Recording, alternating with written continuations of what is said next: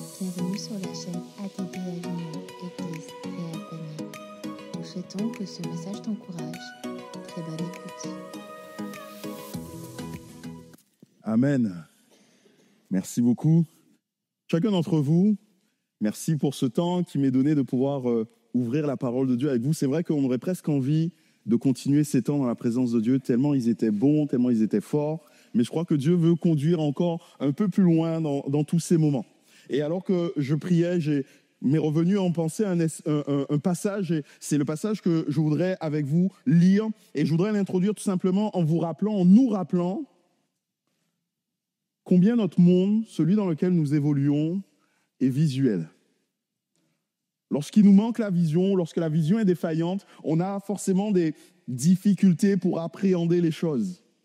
Mais bien que ce monde soit visuel et que nous ayons des outils pour, on va dire, pouvoir se repérer, on ne peut pas toujours se fier à ces outils. Je vais vous montrer une image. Si tu peux me mettre la première diapo, s'il te plaît. D'une robe. Il y a certains qui, comme moi, vont la voir bleue et noire. Est-ce que vous pouvez lever la main, ceux qui la voient bleue et noire? OK. Et il y en a d'autres qui la voient jaune et blanche. Vous pouvez lever la main? Vous voyez, on a une seule image, la même image. On a chacun nos yeux et on a tous une perspective différente. Malheureusement, on ne peut pas se fier à nos yeux. Nos yeux sont limités dans ce qu'ils nous donnent de voir. Avec nos yeux, on ne peut pas voir ce qui est infiniment petit. Pourtant, ces choses existent. Avec nos yeux, on ne peut pas voir ce qui est infiniment grand. Et pourtant, ces choses existent. Heureusement, il y a la technologie qui est là pour nous aider. La technologie nous permet de voir mieux. Des fois, c'est par des opérations. Des fois, c'est simplement par des outils comme celui-ci, les lunettes. Certains, j'en vois, ont des lunettes comme moi. Et d'autres fois, la technologie peut aller encore un peu plus loin et nous permettre de voir des choses qui n'existent pas. Et qui pourtant sont là dans l'air et qui sont, on va dire, flottantes. Et il y a quelques années, on a commencé à développer une technologie qui s'appelle la réalité augmentée. Je ne sais pas si vous savez ce que c'est, mais juste pour que vous puissiez voir ce que c'est, j'ai oublié de préciser à la sono qu'il va y avoir aussi du son sur la vidéo. On a juste une petite vidéo pour vous parler de ça et après on va continuer dans le message. Oui, j'avais oublié de préciser qu'il y avait du son. Excusez-moi, la sono.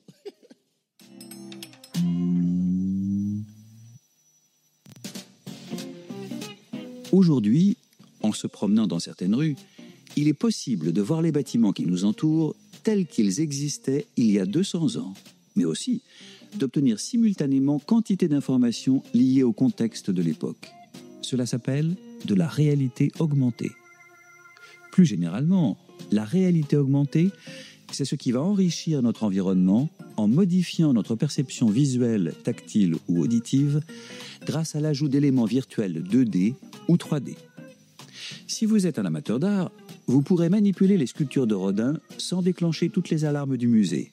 Et si vous êtes mécanicien, vous pourrez réparer plus rapidement le moteur d'une voiture en accédant simplement au manuel de réparation virtuelle.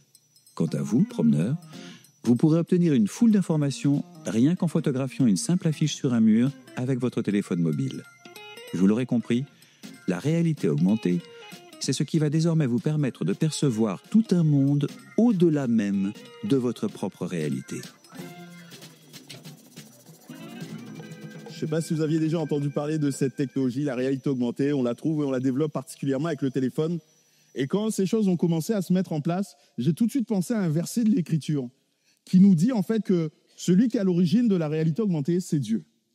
Et c'est Paul, en fait, qui va dans la deuxième épître de Paul aux Corinthiens, au chapitre 4, et on pourrait lire à partir du verset 16, qui nous dit « C'est pourquoi nous ne perdons pas courage, et même si notre homme intérieur se détruit, notre homme extérieur se détruit, notre homme intérieur se renouvelle de jour en jour. Car nos légères afflictions du moment présent produisent pour nous, au-delà de toute mesure, un poids éternel de gloire, parce que nous regardons non point aux choses visibles, mais à celles qui sont invisibles.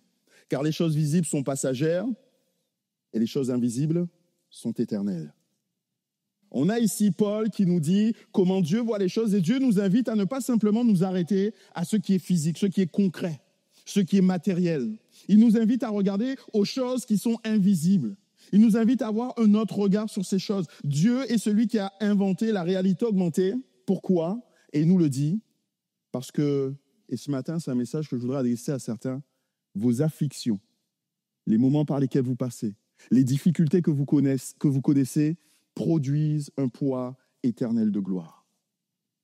Vos afflictions produisent un poids éternel de gloire. Et quand on lit ce que Paul est en train de dire, nos légères afflictions, je ne sais pas comment vous entendez cela, mais des fois, on pourrait se dire, mais Paul, comment est-ce que tu peux dire nos légères afflictions?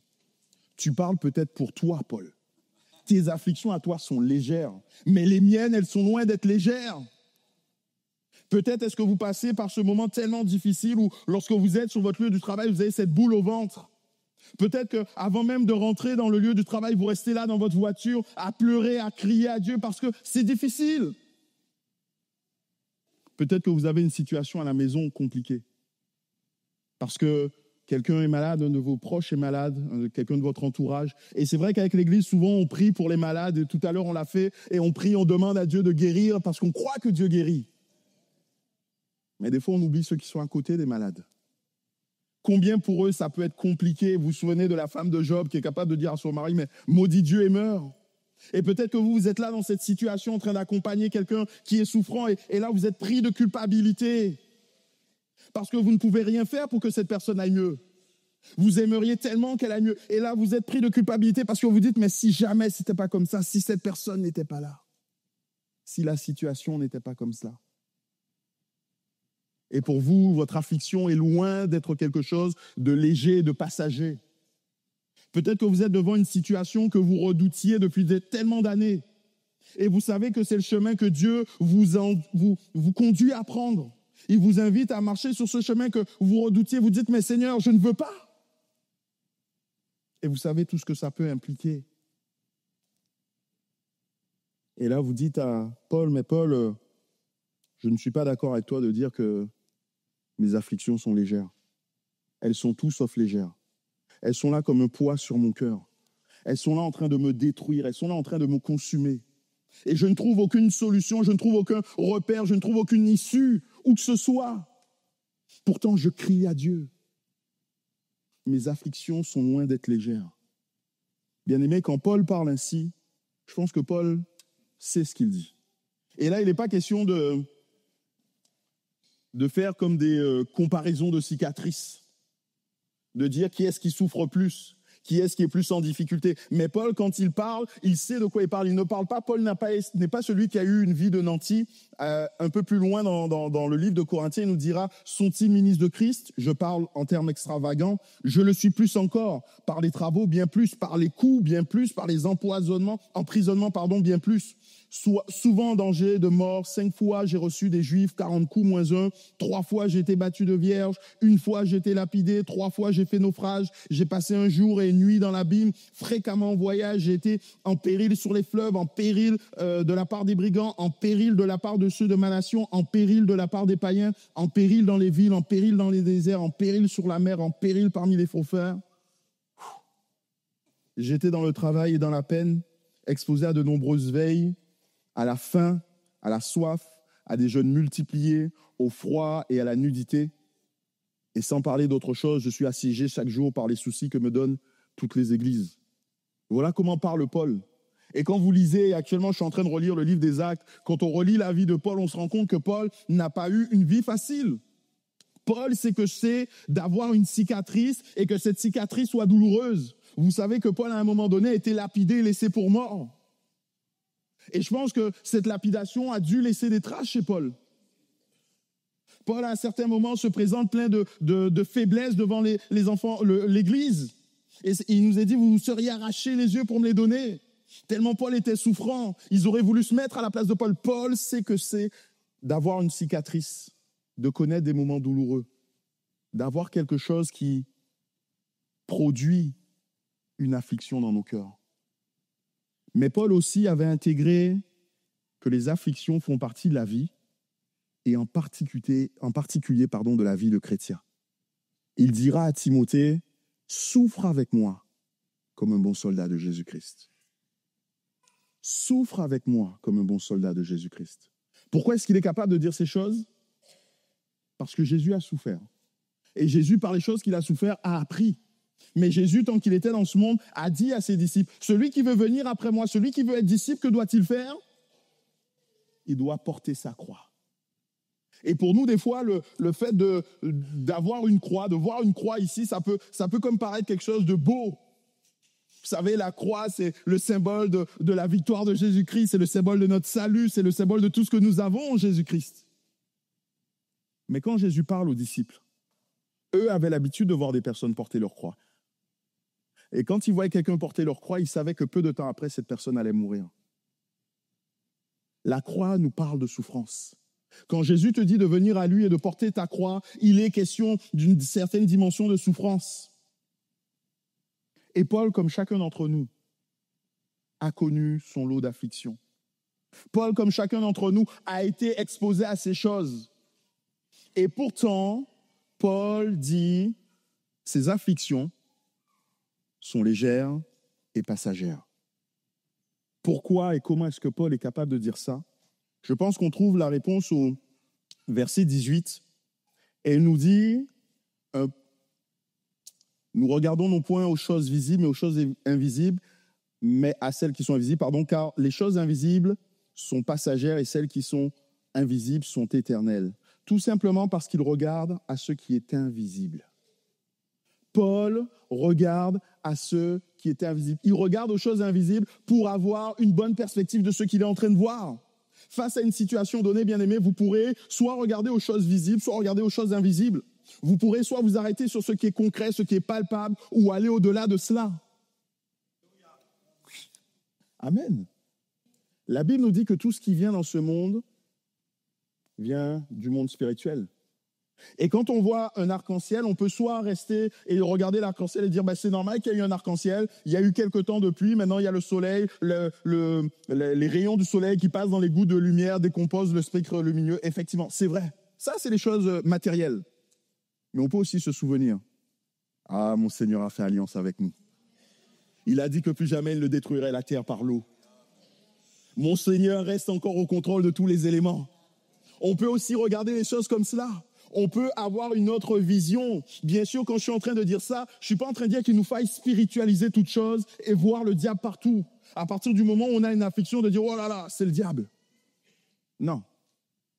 Ce que je veux dire par là, c'est que dans les moments que nous pouvons connaître qui sont difficiles, Dieu peut avoir sa main et peut agir. Et même, je dis peut. Non, ce n'est pas qu'il peut. Dieu a sa main et il est en train d'agir. Et donc ici, Paul nous dit qu'il y a deux réalités qui s'opposent. La réalité physique, visible, faite d'afflictions légères, passagères, et la réalité éternelle qui produit un poids éternel de gloire. La réalité augmentée de Dieu, celle qu'il va demander aux croyants de vivre, va nous amener à regarder à autre chose, va nous amener à regarder aux choses invisibles.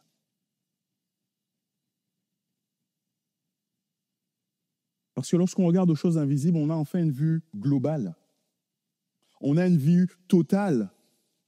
Tant qu'on regarde aux choses visibles, on a comme une vue qui est restreinte. Mais avec une vue, la vision des choses invisibles, on voit la scène dans son ensemble.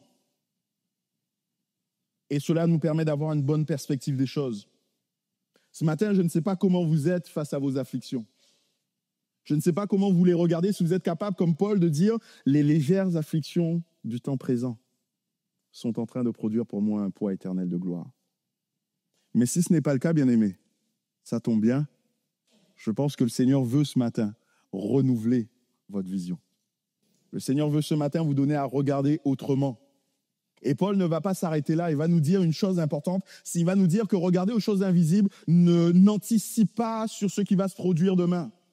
C'est une attitude tellement humaine de vouloir anticiper les choses, de vouloir se dire on va voir comment les choses vont se produire demain. Mais ici, ce n'est pas du tout le cas. Nous, on a tellement de dictons. Après la pluie vient le beau temps. Ce qui ne me tue pas aujourd'hui me rendra plus fort demain. Et ainsi de suite. On a tellement de dictons qui nous amènent à dire quelquefois, on va comme serrer les dents pendant un moment, on va souffrir pendant un moment, et demain, ce sera tellement mieux.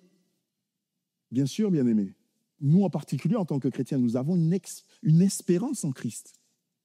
Nous savons que quelles que soient les raisons qui vont conduire peut-être un jour à ce que nous fermions les yeux sur cette terre, lorsque nous allons les ouvrir après, nous serons dans la gloire, nous serons dans la félicité, nous serons dans le sein d'Abraham. quelle joie pour nous de savoir cela. Et on a cette espérance, on la garde et il nous faut la garder, il nous faut l'entretenir, il nous faut nourrir nos cœurs de tout cela. Mais ici, Paul ne parle pas de cela. Paul ne nous dit pas cela. Paul n'est pas en train de nous dire « serrez les dents, souffrez pendant un moment et là vous êtes comme en train de vous accumuler des miles et plus vous souffrez, plus vous aurez quelque chose, une grande récompense de la part du Seigneur. » Il n'est pas en train de nous dire ça. Il nous dit « les afflictions produisent ». On est d'accord? On parle tous français?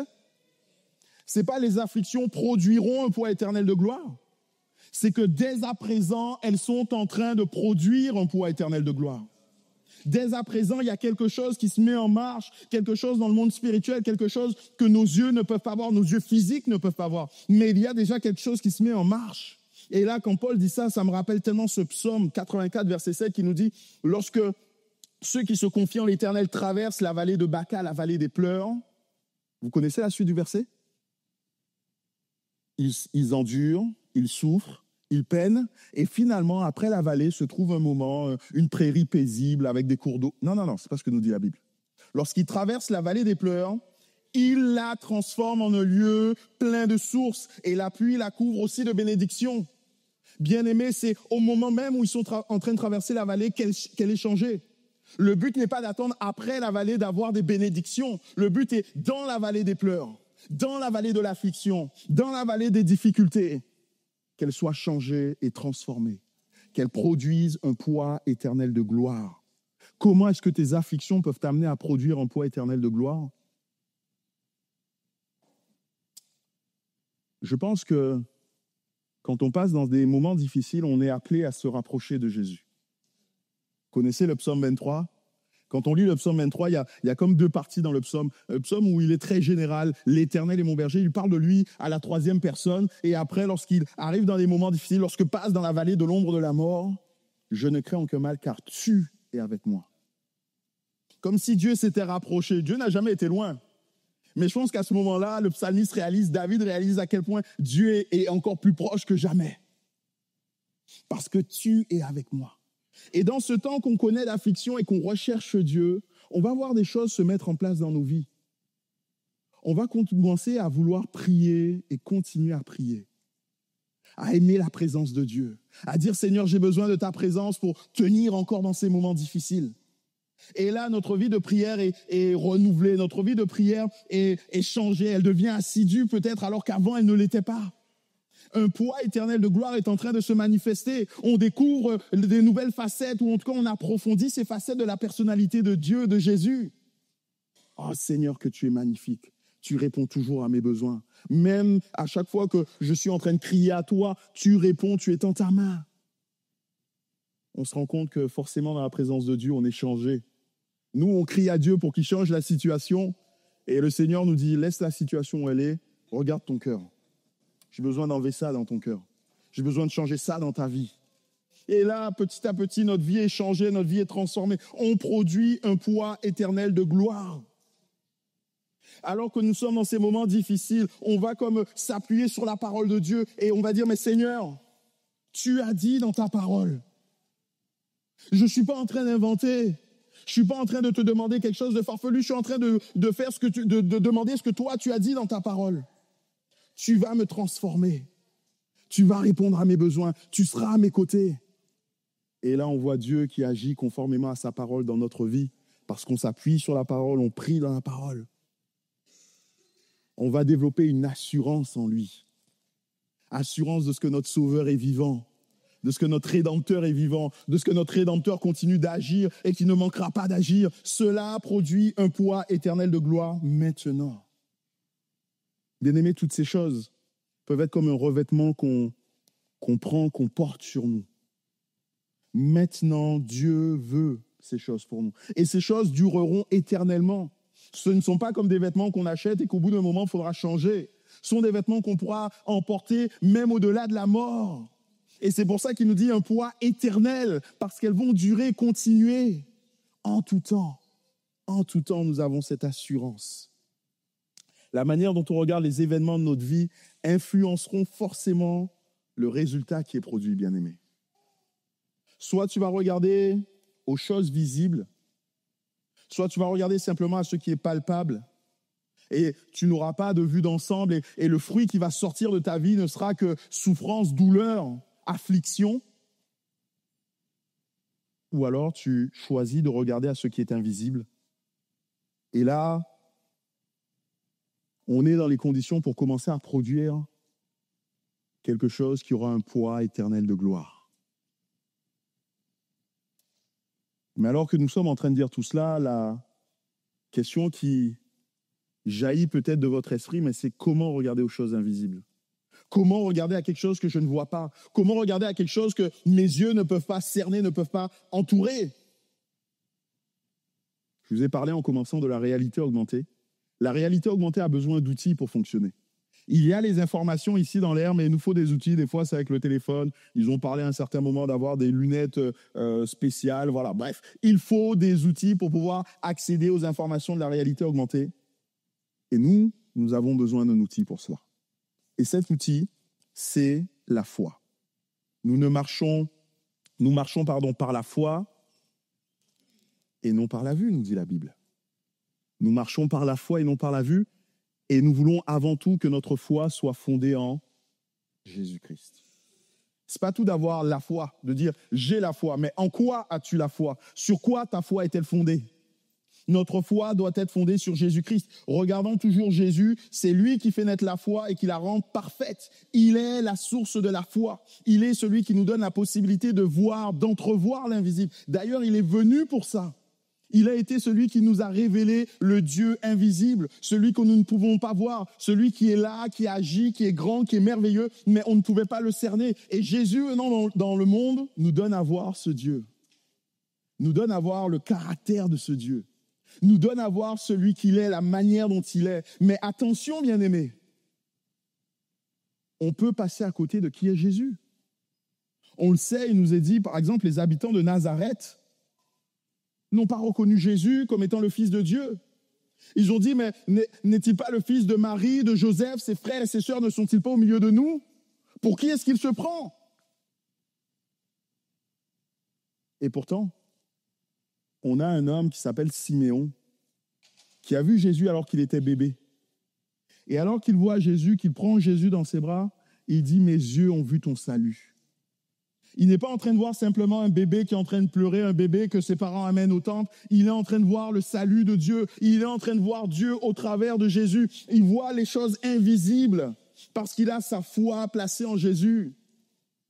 Et des fois, il nous faut mieux ne pas avoir nos yeux parce que nos yeux peuvent nous tromper. Et on a cet aveugle Bartimée qui ne voyait rien et qui pourtant est capable de dire, c'est le fils de David. Il voit aux choses invisibles. Et la foi nous amène à voir aux choses invisibles. Et Jésus est venu pour nous permettre de voir ce qui est invisible. Jésus est venu pour nous donner l'assurance de ce qu'on ne voit pas. Il est venu nous donner l'assurance de ce qu'on ne peut pas voir avec nos yeux. Si on peut s'approcher de Dieu, c'est parce que Jésus-Christ est venu. C'est parce qu'il a offert sa vie, parce que le voile du temple a été déchiré, que nous pouvons rentrer. Il y a cette nouvelle voie qui a été inaugurée. Ces choses, nous ne pouvons les voir, mais Jésus nous permet de les saisir. Si nous pouvons espérer dans une autre vie, c'est parce que Jésus, lui, a été de l'autre côté et qu'il est revenu. Nous pouvons là encore voir quelque chose qui n'est pas visible parce que Jésus nous le donne et nous donne la possibilité de le voir. C'est lui qui est l'accomplissement de l'éternité de l'homme. Si nous pouvons endurer les difficultés présentes, c'est parce que Jésus est à la droite de Dieu le Père et qu'il intercède pour nous. Vous savez que Jésus prie pour vous dans votre affliction. Et vous savez que Jésus est efficace dans ses prières. On est d'accord? Jésus est efficace dans ses prières. Donc quand il prie pour votre situation, il prie avec efficacité et puissance. Nous avons cette assurance parce qu'il est à la droite de Dieu le Père.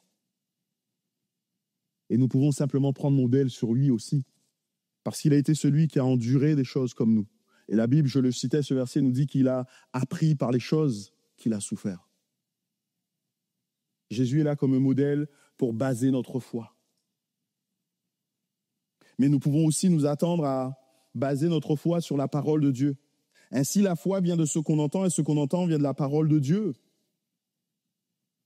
Et la parole de Dieu va nous amener à exercer notre foi spirituelle. La parole de Dieu va nous amener à exercer notre regard spirituel, à ne pas simplement rester sur les choses que nous voyons, mais à voir au-delà de cela. Lorsque nous passons par des moments de découragement, des moments difficiles, on peut regarder la parole de Dieu et voir des personnes qui, comme nous, ont vécu des temps difficiles, mais des temps où ils ont été relevés, des temps où ils ont été bénis. Que dire si on devait faire la liste de toutes ces personnes, de Job, de Joseph, de Daniel, de ses 3 amis, on pourrait continuer comme ça. Tellement de ces hommes, de ces femmes qui ont connu des temps difficiles, mais se sont attendus à Dieu. Et la parole de Dieu est là pour nous encourager et nous dire, regardez, le Seigneur n'a pas changé. Ce Dieu qui était capable de protéger Shadrach, Meshach et Abednego de la fournaise, bien aimé, j'ai une bonne nouvelle, c'est le même que nous connaissons aujourd'hui. Et si vous pensez passer par une fournaise, sachez qu'il est capable d'empêcher que le feu ne vous atteigne, que vos vêtements ne brûlent, que vos cheveux ne brûlent. Oui, vous serez en plein milieu de la fournaise, mais vous vivrez la fournaise différemment parce qu'il sera avec vous. La Bible est pleine de ces encouragements. La parole de Dieu est pour nous comme un guide. Elle va comme nous indiquer où est-ce que nous devons aller, comment nous devons aller. La Bible est comme un GPS pour conduire notre vie, mais nous devons y conformer notre vie. Je viens de Thonon-les-Bains, c'est très loin d'ici. C'est dans les montagnes, c'est pas du tout le même décor qu'ici. Pour arriver, j'ai dû suivre le GPS. J'ai pas à un moment donné commencé à dire je sais mieux que le GPS où est-ce qu'on va aller et je vais prendre moi le contrôle, il me dit d'aller à droite, moi je vais à gauche. Je serais peut-être arrivé à La Rochelle et pas du tout chez vous. Et des fois, nous, on veut faire comme ça. On lit la parole de Dieu et on pense qu'on sait mieux que celui qui est l'auteur de la vie et qui nous a donné le mode d'emploi. Et on veut faire les choses comme nous, on le veut. On doit plier notre vie à la parole de Dieu. On doit s'incliner devant cette parole et la laisser nous conduire, la laisser nous diriger.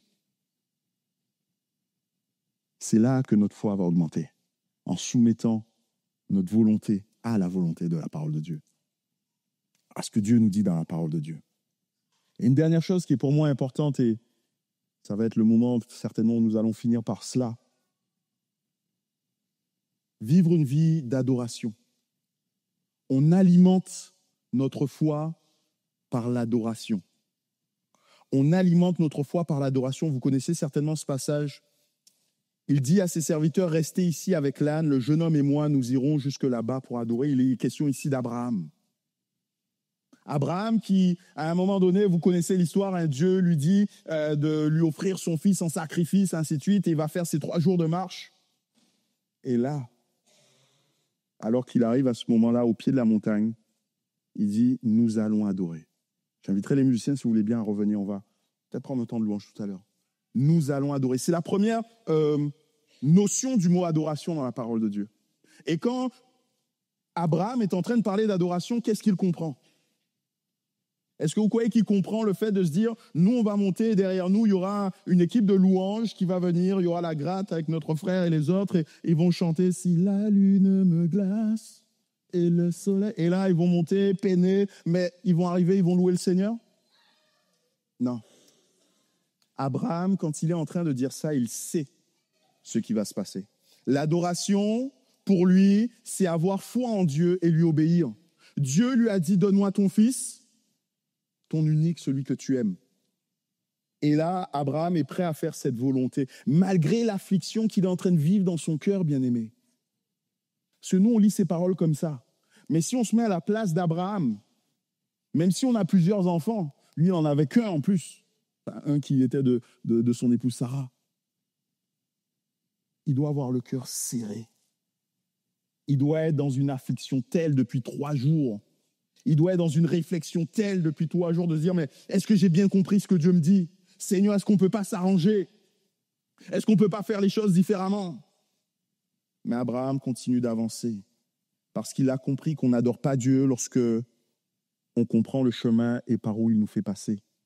On adore Dieu parce qu'il est Dieu. Et Abraham continue le chemin. L'adoration, c'est croire que Dieu pourvoira à tous mes besoins. Et c'est ce qu'Abraham dit. Son fils va lui poser des questions, mais papa, il nous manque quelque chose, t'inquiète pas. Le Seigneur lui-même se pourvoira de ces choses. Et Abraham est capable d'aller jusqu'au dernier moment et de faire ce qu'il faut. Pourquoi? Parce qu'il est en train de se dire, mais je n'adore pas Dieu lorsque mon assiette est pleine, lorsque j'ai tout ce que je veux. J'adore Dieu même lorsque les choses ne sont pas dans le sens que je veux. Même lorsque je ne les maîtrise pas, même lorsque mon assiette est vide. Seigneur, je veux te remercier pour le repas. Parce que tu es le Dieu qui pourvoit à toutes choses. Abraham a compris que l'adoration n'a rien à voir avec lui, avec sa situation, avec les choses visibles qu'il peut voir. Que l'adoration, ce n'est rien de tout cela. L'adoration, c'est simplement un rapport avec Dieu et les choses invisibles. Tu me demandes d'offrir mon fils. Mais moi, je ne veux pas regarder à ça. Je veux regarder à ta personne. Je veux regarder à celui que tu es. Et Abraham va être capable, dans l'adoration, de voir ce qu'il y a au-delà même de la situation. Parce que l'auteur de l'Épître aux Hébreux nous dit, il pensait que Dieu était capable même de ressusciter des morts. C'est pourquoi il a retrouvé son fils par une sorte de résurrection. J'imagine Abraham en train de réfléchir pendant ces 3 jours, pendant le trajet, de se lever, de prier. Et là, dans ce moment de prière, en ce moment, dans la présence de Dieu, il réalise que Dieu est capable de ressusciter les morts. Nous, aujourd'hui, ça nous paraît évident.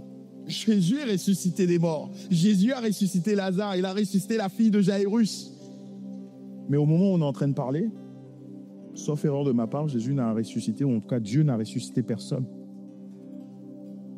Et Abraham, parce qu'il est dans la présence de Dieu, il est capable de vivre, de percevoir cette réalité. La foi va l'amener à dire, je crois que Dieu est capable de le faire. Même si je ne l'ai jamais vu faire. Même si c'est quelque chose qui dépasse l'entendement, je crois que Dieu est capable de le faire. Et parce qu'il est capable de le faire, qu'il me le dit, je vais le croire. Et je vais m'appuyer, je vais marcher dans le chemin qu'il a prévu pour moi. Bien-aimé, tu passes peut-être et certainement par un moment difficile. Mais j'aimerais t'inviter à porter ton regard sur la bonne chose. Je ne fais pas de moto, mais j'ai beaucoup d'amis qui font de la moto. Et ils m'ont dit qu'il y a une chose simple, en tout cas essentielle en moto. C'est toujours regarder le chemin sur lequel on veut aller et non pas l'obstacle. Si on regarde et on commence à regarder l'obstacle, involontairement ou inconsciemment, on va finir sur cet obstacle. Mieux vaut toujours regarder le chemin, la courbe à prendre. Le virage peut être serré, mais on regarde le chemin et on va s'en sortir. Et bien aimé, ce matin, je voudrais t'inviter à choisir là où tu vas poser ton regard. Tu peux poser ton regard sur tes réalités physiques. Tu peux poser ton regard sur ce que tu es en train de vivre maintenant, sur ce que tu connais. Et tu dis, mais c'est tellement palpable, c'est tellement prégnant ce que je vis. Il ne peut pas en être autrement. Mon affliction est en train de me détruire. Mon affliction est en train de me consumer. Je suis là comme dans une fournaise et Seigneur, tu ne fais rien pour moi. Tu peux regarder à ces choses. Mais tu peux aussi regarder par la foi aux choses invisibles. Et commencer à proclamer dans ton cœur la réalité de ce que la Bible nous enseigne. Seigneur, tu es avec moi tous les jours jusqu'à la fin du monde. Tu ne m'abandonnes pas. Seigneur, tu es encore celui qui est capable de guérir. Ton nom est Jéhovah Rapha. Seigneur, tu es encore celui qui pourvoit à mes besoins. C'est Jéhovah Jireh. Tu peux commencer à regarder ces choses, à les proclamer. Et tout à l'heure, alors qu'on était dans ce temps de prière, et je pense que notre frère Thomas le disait en commençant, il y a une volonté, il y a une atmosphère où Dieu veut agir. L'atmosphère dans laquelle Dieu agit, c'est dans la louange, dans sa présence. On connaît tous ce passage, je m'écrie, loué soit l'Éternel, et je suis délivré de tous mes ennemis. Mais est-ce que vous l'avez expérimenté, les amis? Et je crois que Dieu veut agir encore ce matin. Je crois que Dieu veut toucher ton cœur. Je crois que Dieu veut faire quelque chose dans ta situation. Je ne dis pas qu'il va changer ta situation. Je dis qu'il va changer ton regard. Je dis qu'il va changer la manière dont tu vis cette situation. Et quand son temps sera venu, il agira pour toi. Mais en attendant, tu vas produire un poids éternel de gloire. Ce que nous allons faire, c'est que nous allons louer. Parce que je crois vraiment que Dieu, dans ces moments de louange, la Bible nous dit Dieu siège au milieu des louanges de son peuple. Et là, on va comme mettre un trône. On a déjà commencé à le faire, élever un trône pour Dieu. Et quand Dieu est présent, moi, je crois que Dieu agit. Qui croit que Dieu est capable d'agir? Alléluia. Alors, ce qu'on va faire, on va prendre un premier temps. Je voudrais prier pour ceux qui passent par un moment difficile. Mais après, on va se laisser conduire dans la présence de Dieu. On va baisser nos têtes et nous commençons déjà à prier. Nous commençons à parler à Dieu. Et Dieu t'a interpellé sur ton affliction, sur la difficulté que tu vis. Et tu as besoin du Seigneur. Je t'invite simplement à ta place, à te tenir, à te lever.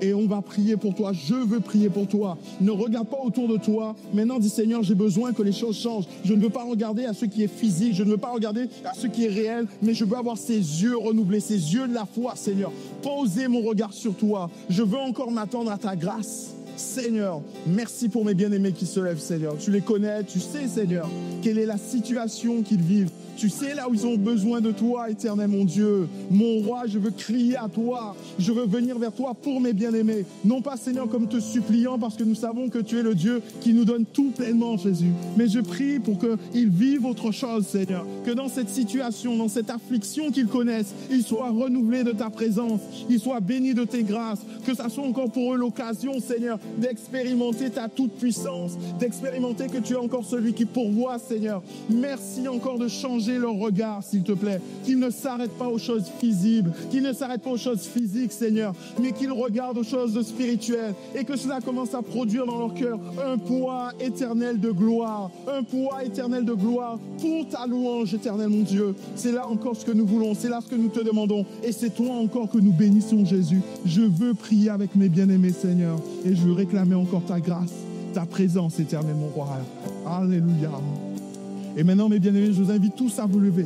Si vous êtes d'accord avec cela, et nous allons reprendre ce chant comme un chant de louange. Et c'est peut-être pour toi l'occasion de prier Dieu. Peut-être que tu es resté en retrait pendant tout ce temps de louange, de disant, mais mes problèmes sont trop importants. Maintenant, il est temps de dire, je mets ces problèmes de côté, comme a pu le faire Abraham. Et je commence à regarder à la croix. Je mets mes problèmes de côté et je commence à regarder à Dieu. Seigneur, je crie à toi. J'ai besoin de toi. Viens encore changer ma vue. Viens encore changer mon cœur. Viens encore me renouveler spirituellement, Seigneur. J'ai besoin de toi, éternel mon Dieu. Et si tant est quelqu'un avait besoin de prière plus spécifique, merci de vous approcher avec notre frère Thomas. On prendra le temps de prier pour vous. Mais on veut louer le Seigneur et le laisser agir dans ce que nous faisons. Merci d'avoir écouté ce message. Si tu apprécies ce podcast, alors abonne-toi et partage-le à ton entourage. Que Dieu te bénisse.